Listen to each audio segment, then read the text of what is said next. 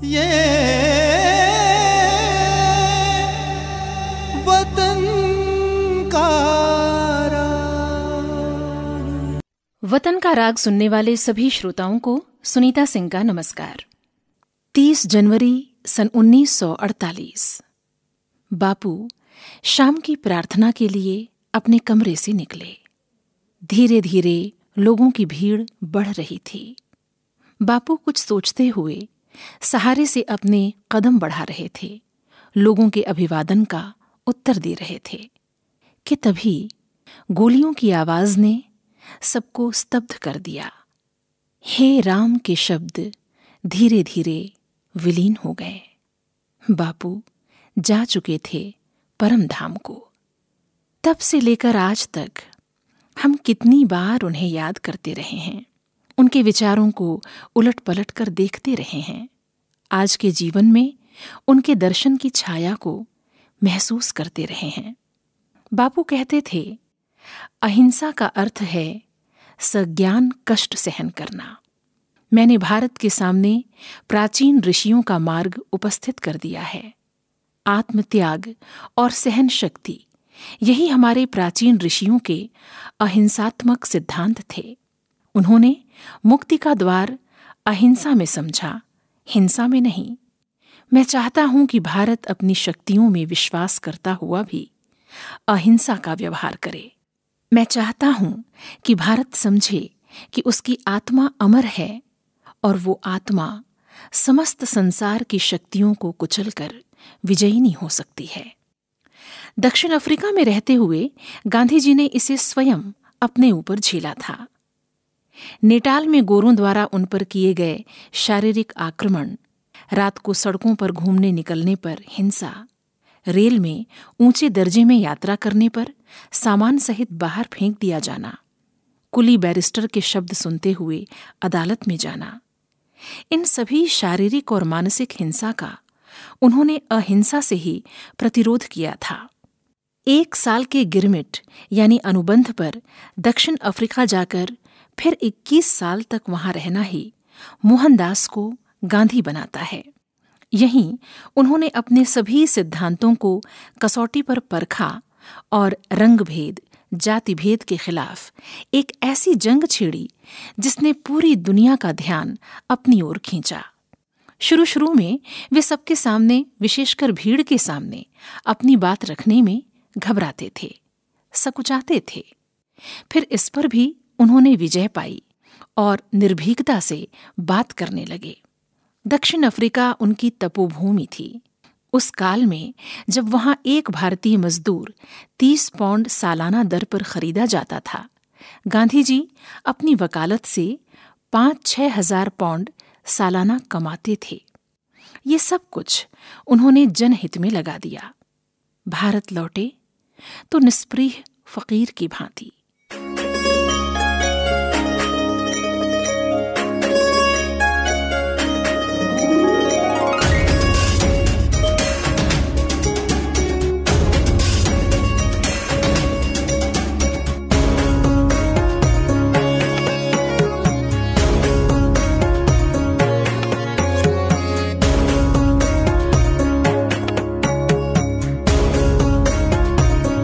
हमन है इश्क मस्ताना, हमन को होशियारी क्या। हमन है इश्क मस्ताना, हमन को होशियारी क्या। हमन है इश्क मस्ताना, हमन को होशियारी क्या। हमन है इश्क मस्ताना, हमन को होशियारी क्या। रहे आजाद या जग से हमन दुनिया से यारी क्या।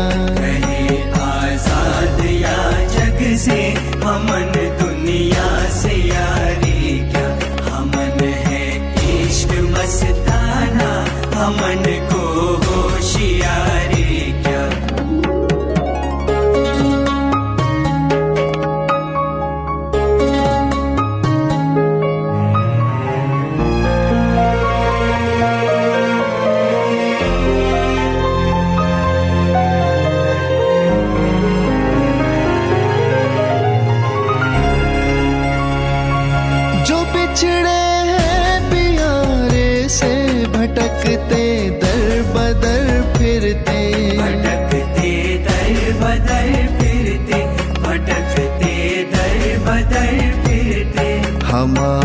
यार है हम में, हमन को इंतजारी क्या।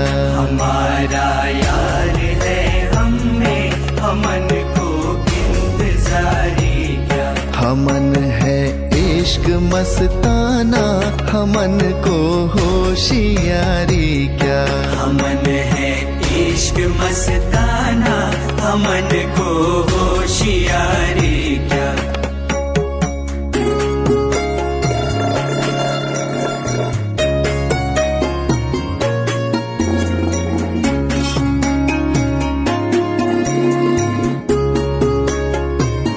न पल बिछड़े पिया हमसे, न हम बिछड़े पियारे से। न हम बिछड़े पियारे से, न हम बिछड़े पियारे से।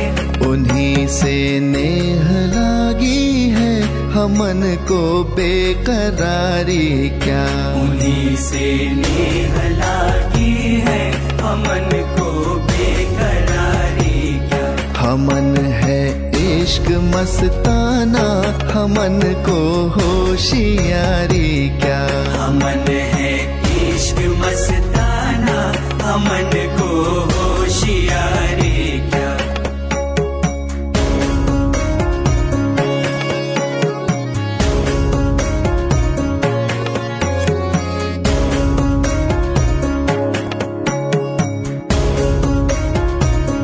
कबीरा इश्क का मारा, दुई को दूर कर दिल से।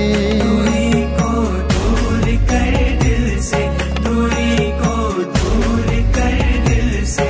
जो चलना राह नाजुक है, हमन सर बोझ भारी क्या। जो चलना राह नाजुक है, हमन सर बोझ भारी क्या। हमन है इश्क मस्ताना, हमन को होशियारी क्या। हमन है इश्क मस्ताना, हमन को होशियारी क्या। रहे आजाद या जग से, हमन दुनिया से यारी क्या। रहे आजाद या जग से, हमन दुनिया से यारी क्या। हमन है इश्क मस्ताना, हमन को होशियारी क्या। वर्धा में गांधी जी ने जो सेवाग्राम आश्रम बनाया वो घास फूस की झोपड़ी थी। गरम सूखा इलाका, आसपास की जमीन में सब लोग श्रम करते, वही उपज उनके रसोई की शोभा बनती। गांधी जी के बेटे रामदास गांधी सपरिवार पहली बार सेवाग्राम आश्रम में पिता के साथ रहने आए। रामदास दक्षिण अफ्रीका के फिनिक्स आश्रम में भी रह चुके थे। सेवाग्राम के मुकाबले फिनिक्स आश्रम शाही आश्रम था। फलदार पौधे, खेती की जमीन, सब कुछ इफरात में वहां था। सेवाग्राम में रोज कद्दू की सब्जी बनती थी, वो भी उबला हुआ बिना नमक का कद्दू। रामदास के बच्चों ने अपने पिता से इस बात की शिकायत की। ऐसा नहीं कहते कहकर रामदास ने उन्हें चुप करा दिया। रसोइये से बात की तो उन्होंने कहा कि जो बापू चाहते हैं हम तो वही बनाते हैं। सबकी इच्छा थी कि रोज अलग अलग सब्जी बने। 1 सप्ताह तक कद्दू खाने के बाद रामदास की 6 साल की बेटी इला बिफर पड़ी। सीधे बापू की कुटिया में पहुंची और बापू से बोली, बापूजी, आपको आश्रम का नाम बदलकर कद्दू आश्रम रख देना चाहिए। बापू बोले, क्यों, क्या हुआ? इला बोली, अब जब से हम यहाँ आए हैं केवल कद्दू ही खा रहे हैं, मैं तो परेशान हो गई हूं। इला की बात सुनकर बापू कुछ परेशान से हो गए। शाम को प्रार्थना हुई। प्रार्थना के बाद रसोइये को बुलाकर उन्होंने पूछा, मुन्ना लाल, हर समय कद्दू क्यों बनाया जा रहा है? मुन्ना लाल ने बड़ी नम्रता से उत्तर दिया, आपने ही तो कहा था जो हम उगाएंगे वही खाएंगे। बापू बोले, ठीक है, पर क्या हमारे खेत कद्दू ही पैदा कर सकते हैं? मुन्ना लाल ने उत्तर दिया, आपने कहा खाना सादा होना चाहिए। बापू बोले, सादा खाने का ये तो मतलब नहीं कि रोज एक ही सब्जी बने। हमें तरह तरह की सब्जी फल उगाने चाहिए और उसे ही सादगी से बनाना चाहिए। मुन्ना लाल ने जवाब दिया, बापू, हमने सारे खेत में कद्दू लगाया है और वो इतना फला है कि समझ में नहीं आता कि इतने कद्दू का हम क्या करें। बापू बोले, ये तो बुरी योजना का नतीजा है। अब रास्ता ये है कि आप लोग गांव में जाइए और अपने कद्दू को दूसरी सब्जियों से बदल कर ले आइए। जिनके पास कद्दू नहीं है उन्हें कद्दू दीजिए और उनके पास जो भी सब्जी है उसे ले आइए। छोटी बच्ची एला इस घटना के बाद हीरोइन बन गई और सेवाग्राम की रसोई बदल गई। सभी को राहत मिली और एक सबक भी। सबक ये कि जो ठीक न लगे उसके बारे में बोलो। बोलने से ही बदलाव आता है। विचार विमर्श से इस बदलाव की कोशिश में गांधी जी जीवन भर लगे रहे। उन्होंने 1 लाख से अधिक पत्र लिखे, जिसमें हर उस व्यक्ति को उत्तर दिया जो उनसे कुछ पूछना, समझना या उनका विरोध करना चाहता था। ये उत्तर 1 लाइन में भी था और बड़े लेख के रूप में भी। वे भारत के दरिद्र नारायण के सेवक थे।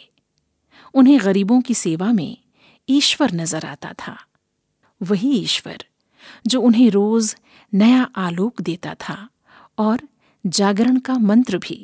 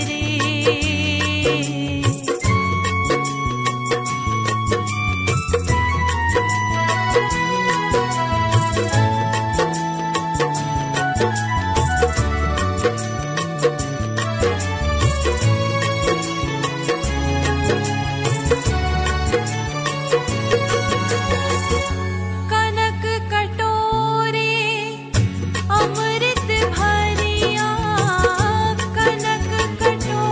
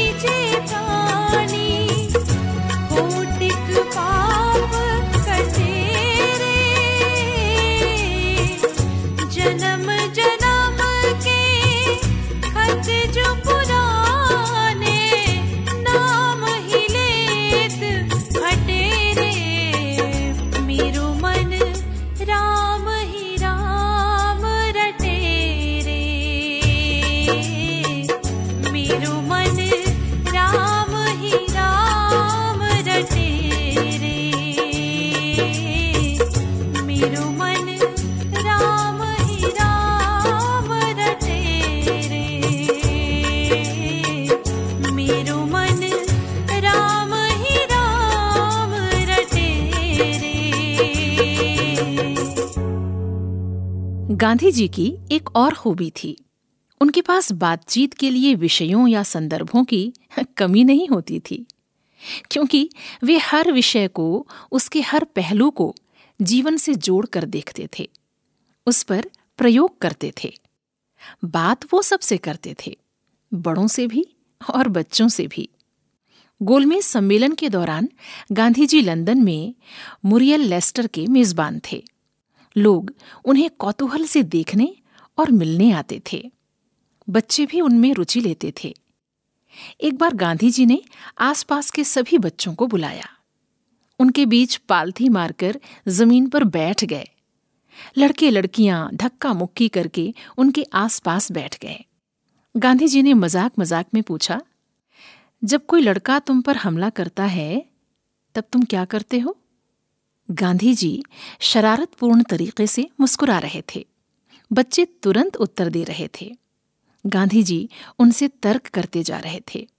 ऐसा क्यों? बच्चे चहक रहे थे। 4 साल की जूनी भी इस खेल में शामिल थी। 5-6 दिन बाद जूनी के पिता ने गांधी जी से आकर पूछा, मुझे आपसे एक झगड़ा सुलझाना है। गांधी जी ने कहा, कैसे? उन्होंने कहा कि मेरी छोटी बच्ची जूनी ने आज सुबह पलंग पर आकर मेरे सिर पर प्रहार किया, फिर मेरी ओर देखा और उंगली उठाकर कहा, डैडी, अब आपको मुझे वापस नहीं मारना चाहिए। गांधी जी ने कहा है कि आपको ऐसा नहीं करना है। गांधी जी हंसने लगे। फिर एक दिन गांधी जी बच्चों की नर्सरी स्कूल देखने गए। बच्चे उनका स्वागत करने के लिए दौड़े दौड़े आए। बच्चों ने गांधी जी को गर्व से अपनी आलमारी और खिलौने दिखाए। फिर स्नान घर में छोटा बाथटब दिखाया, अपनी खूंटी दिखाई जहां उनके कपड़े रखे जाते थे। बच्चे नाम तो पढ़ नहीं सकते थे, इसलिए खूंटी पर अलग अलग जानवरों के चित्र लगे थे, ताकि सभी लोग अपनी अपनी खूंटी को पहचान सकें। यहाँ गांधी जी ने बच्चों की छोटी छोटी 36 दातून देखने में बड़ा मजा लिया। संयोग से अगले सप्ताह उनका जन्मदिन था, 2 अक्टूबर। बच्चों को पता लगा तो उन्होंने बैठकर उनके गिफ्ट पर विचार किया। किसी ने कहा, हम उन्हें एक कुर्ता देंगे, सफेद पीला। फिलिप बोला, हमें उन्हें जूतों की एक जोड़ी भेजनी चाहिए। हम सब सैंडल में उनके नंगे पैर देख चुके थे, जो बहुत ठंडे हो जाते हैं।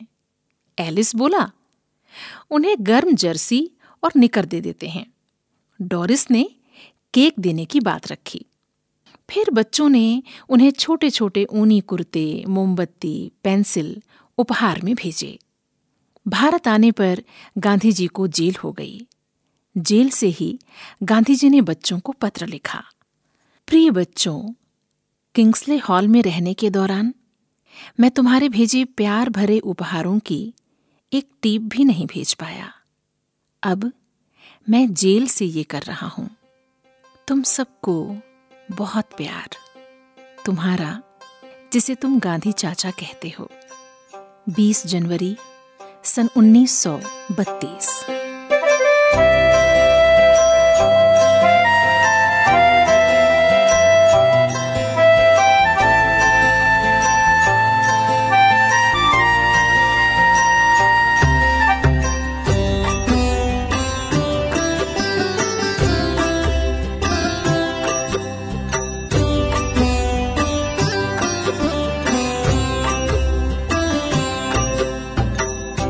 वैष्णव जन तो तेणे कहिए जे, पीड़ पराए जाने रे।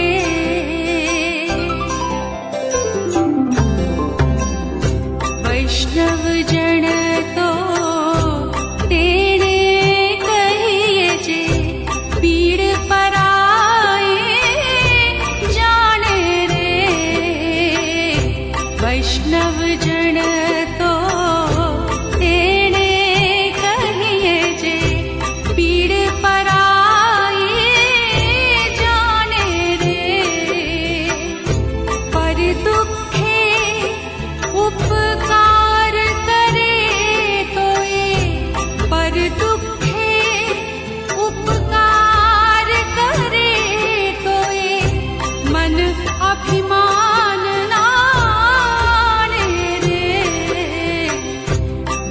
वैष्णव जन तो तेने कहिए।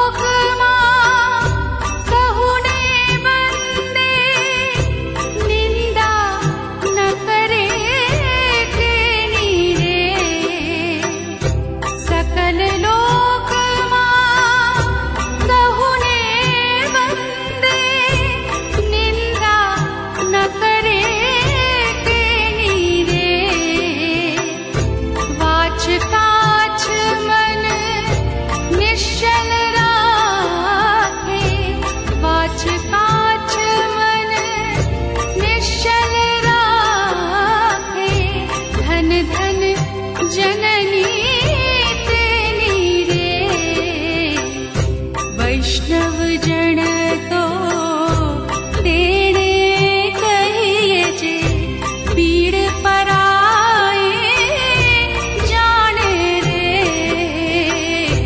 वैष्णव जन तो तेने कहिए।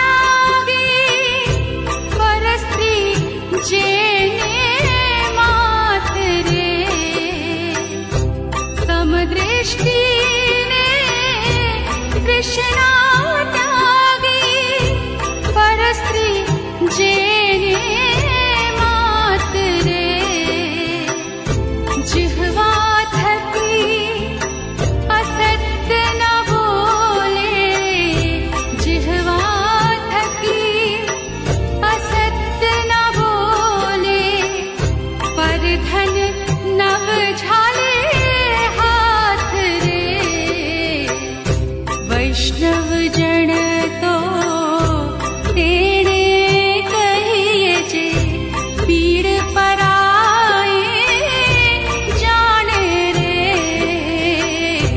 वैष्णव जन तो तेने कहिए। ये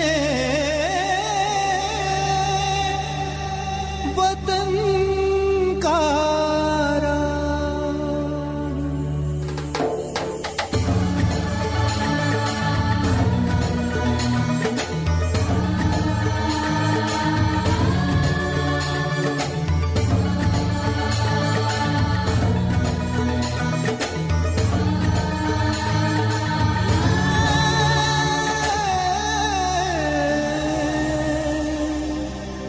वतन